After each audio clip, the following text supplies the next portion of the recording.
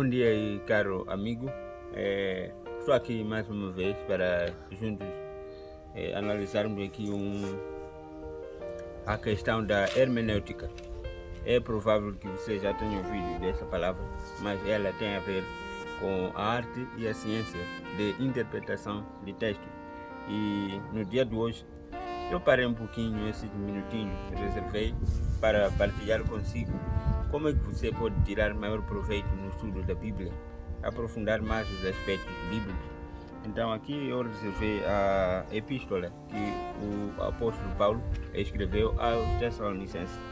Então, o que eu uso como base para estudo da Bíblia é mesmo, primeiro, entender em que circunstâncias uma determinada epístola, um determinado livro da Bíblia foi escrito. Para o caso da carta aos Tessalonicenses, nós percebemos que havia um problema na igreja de Tessalônica. Então, é comum ver muitas cartas escritas nos evangelhos. Elas foram escritas sempre em momentos em que havia algum problema e era preciso resolver-se aquele problema, e por meio de uma carta, quando não houvesse disponibilidade de um determinado apóstolo estar lá presencialmente. Então, com exceção de algumas cartas como Efésios, acho Filipenses, se a memória não me engana, que foram escritas as cartas, mas não há nenhuma evidência de haver algo que estivesse andando mal na igreja. Então, neste caso, a igreja de Tessalônica tinha dois problemas principais na primeira vez que o apóstolo Paulo escreveu. O primeiro problema tinha a ver com o fim do mundo, e havia ideias confusas a respeito do fim do mundo.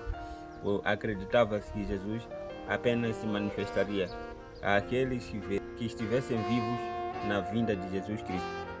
A Bíblia nos diz que na vinda de Jesus todos os mortos que morreram em Cristo, tanto como os vivos que estiverem na fé, poderão contemplar a vinda de Cristo nas nuvens dos céus. Mas no caso dos Tessalônicos, eles achavam que a vinda de Cristo seria vista apenas por aqueles que se mantivessem vivos, que estivessem vivos naquele momento. O outro segundo problema que a igreja de Tessalônica encontrava era mesmo o problema da santificação. Nós temos que lembrar que o Império Romano, por ser um império dominante nessa época, dominava no mundo nessa época, como é os Estados Unidos agora, a sexualidade passou a ser algo muito comum na sociedade. Isso entrava muito em choque com as práticas e as tradições religiosas. Então, a sociedade romana na época tinha poucos limites na área sexual, e isso aí acabava entrando também na igreja. Então, o apóstolo Paulo, no primeiro capítulo, ele apresenta algumas qualidades muito boas da igreja de Tessalônica, e eu vou ler aqui rapidamente.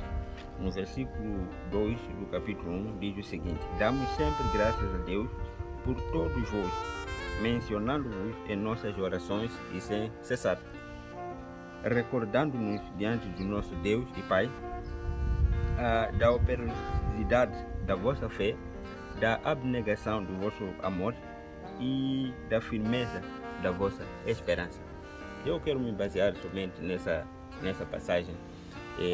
Paulo aqui destaca três aspectos fundamentais da igreja de Tessalônica, porque que ela ia tão bem espiritualmente relativamente às outras. O apóstolo Paulo acaba destacando que a igreja de Tessalônica acabou servindo de modelo para todas as províncias romanas, tanto a província do norte como a província do sul. Ele destaca a operosidade da fé, a abnegação do amor e a firmeza da esperança. Então, vamos aí, com base nessas três qualidades fundamentais que um cristão deve ter, vamos olhar agora o que aconteceu quando Paulo escreveu a segunda carta para a mesma igreja.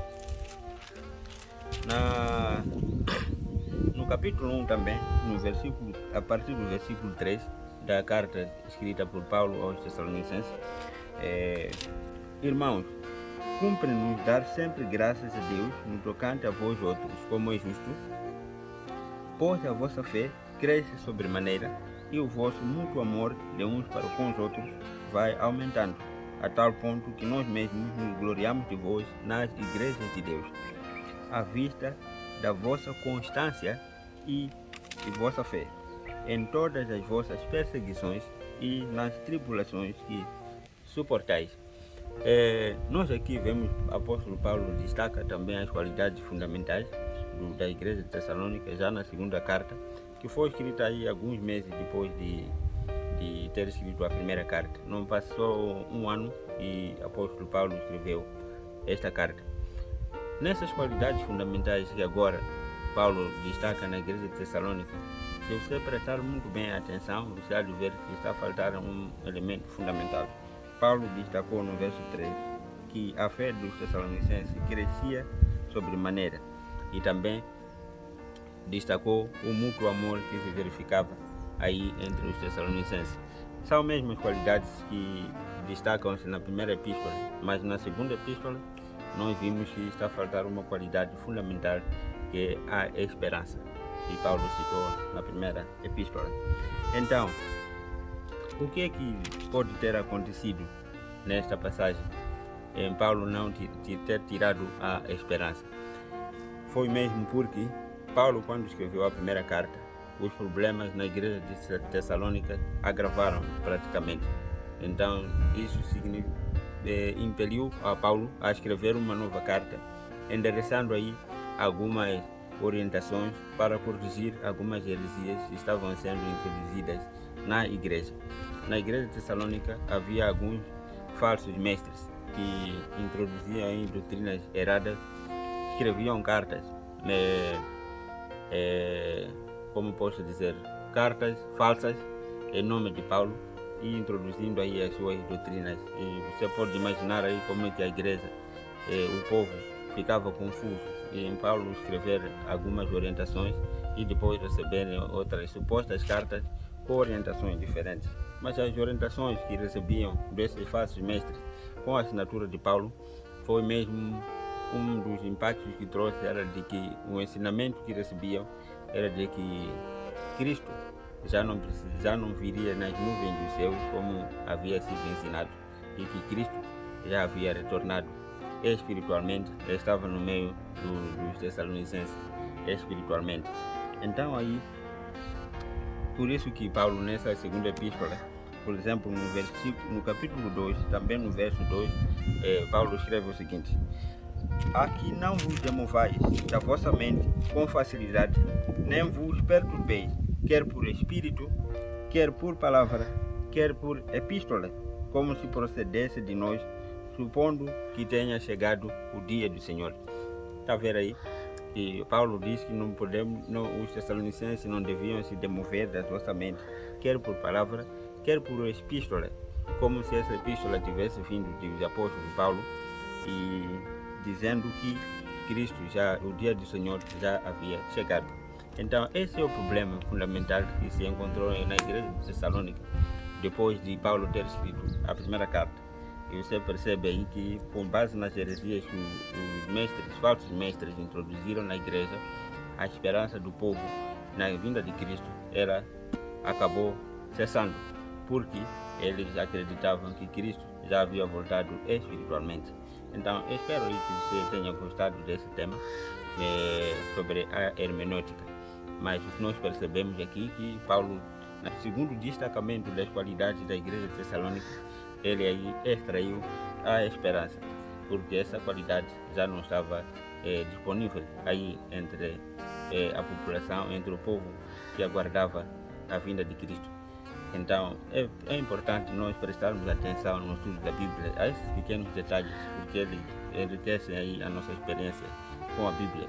E Deus permite que a nossa mente aí esteja aberta para recebermos as verdades bíblicas que estão muito ocultas aí. Romanos capítulo 3, versículo 1 também a 3, diz que o povo escolhido de Deus tem uma particularidade que os distingue das outras denominações religiosas, que se chamam os oráculos de Deus. São mistérios revelados ao seu povo que estuda afincadamente a Bíblia com espírito humilde aberto a ouvir as impressões do Espírito Santo. Então, convido a você também a usar esse princípio da hermenêutica, a arte e a interpretação de textos, sempre focando-se também na contextualização, porque ela vai te ajudar a entender o que motivou uma determinada escrita, por que uma coisa determinada foi escrita e qual é o proveito que você pode tirar para a sua vida. Que Deus abençoe você. Espero que esse tema sobre hermenêutica possa trazer aí uma nova dinâmica para a sua vida. Passe bem e um grande abraço.